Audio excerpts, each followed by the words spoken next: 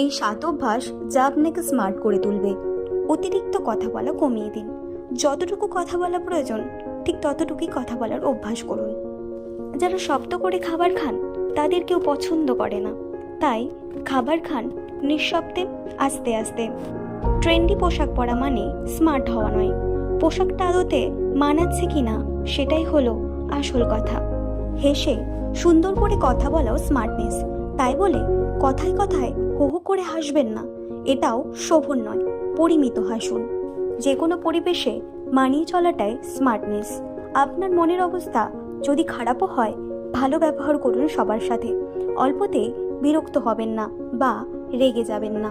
সব জায়গাতেই কিছু ন্যূনতম সৌজন্যতা মেনে চলুন। যেমন, খুব জোরে জোরে কথা বলবেন না, ধূপধাপ পা ফেলে না হেঁটে নিঃশব্দে হাঁটার চেষ্টা করুন। কারো সাহায্য নেবার পর ধন্যবাদ জানান।